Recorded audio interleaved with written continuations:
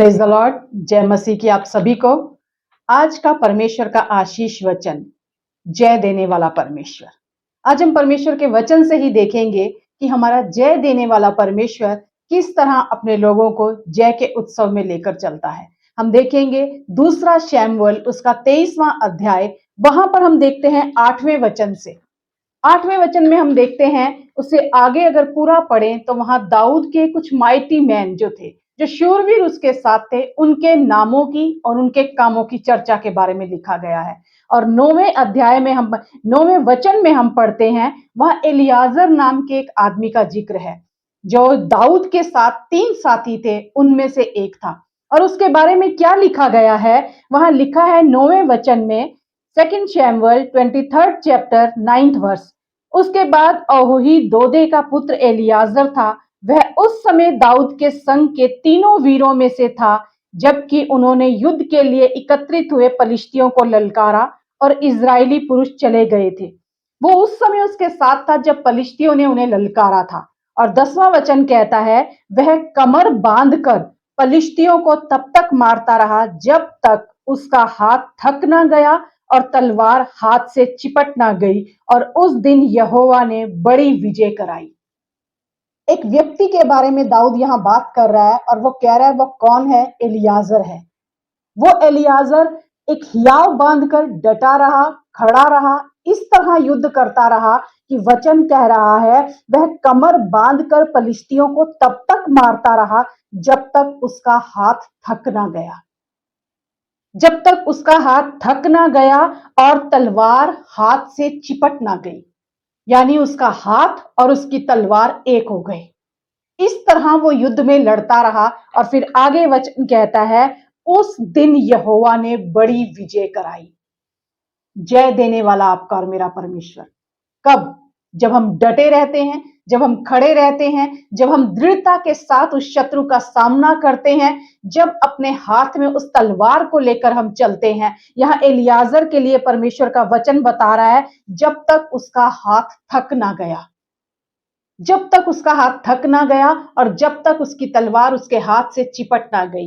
तलवार का हाथ से चिपट जाना, इसका क्या अर्थ है? किसी चीज के लिए कभी गिव अप ना करना, कभी हार ना मानना, कभी उसे छोड़ ना देना, लेकिन लड़ते रहना, डटे रहना, खड़े रहना। और वो कह रहा है वचन कि उसकी तलवार और उसका हाथ एक हो गए, उसके हाथ से चिपट गई उसकी तलवार। आज एलियाजर आपको और मुझे एक चीज सिखाना चाहता है और उसके द्वारा मैं आपको एनकरेज करना चाहती हूं आज के दिन में कि परमेश्वर जय देने वाला परमेश्वर है। एक अकेले व्यक्ति के हियाव के कारण, एक अकेले व्यक्ति की दृढ़ता के कारण, एक अकेले व्यक्ति के हार ना मानने के कारण वो उस तलवार को लेकर खड़ा रहा और उसने उस विजय को देखा जो परमेश्वर ने उनके जीवन में उसे दिलाई।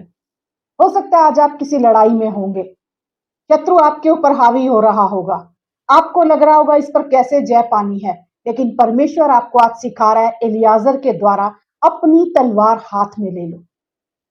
एलियाजर के पास एक फिजिकल स्वॉर्ड थी, लेकिन आपके और मेरे पास जो तलवार है वो आत्मा की तलवार है। इफिसियों 6:17 में लिखा है, आत्मा की तलवार ले लो।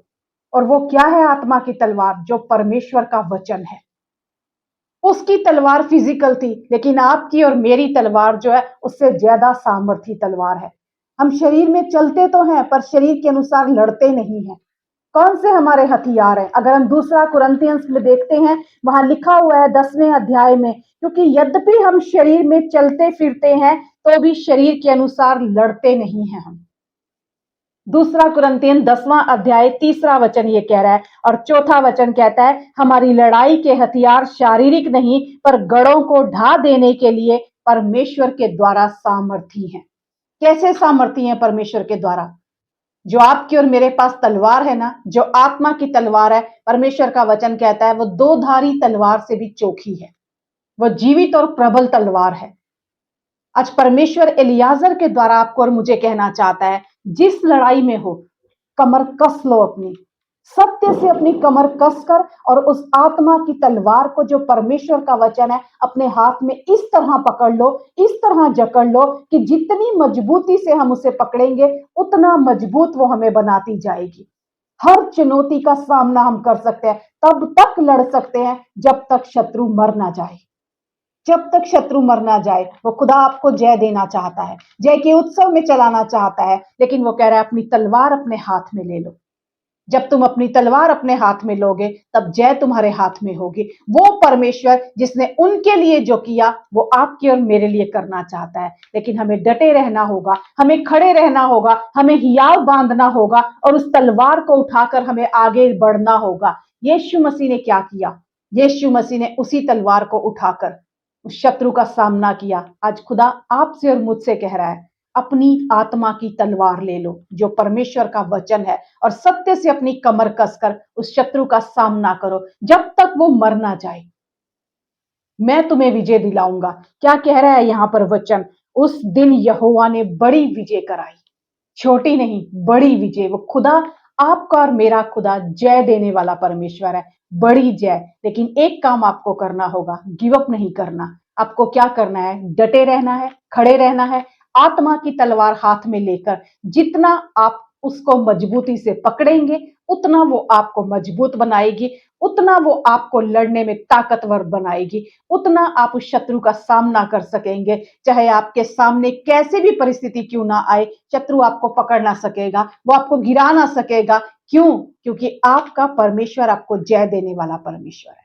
आज इस वचन के द्वारा परमेश्वर आपसे और मुझसे कहना चाह रहा है, मैंने तुम्हारे लिए जय रखी है। जय के उत्सव में मैं तुम्हें चलाना चाहता हूं, पर तुम्हें एक काम करना है। तुम्हें उस तलवार को हाथ में लेकर, अपने हाथ में उस तलवार को इस तरह पकड़ो कि वो आपके हाथ में चिपक जाए, चिपक जाए। उस तलवार के साथ हम एक हो जाएं, तब हर परिस्थिति में, हर समस्या के बीच में हम उसके साथ जब मजबूती से खड़े होंगे, हम शत्रु का सामना कर सकेंगे और जय को अपने जीवन में देखेंगे। आमीन।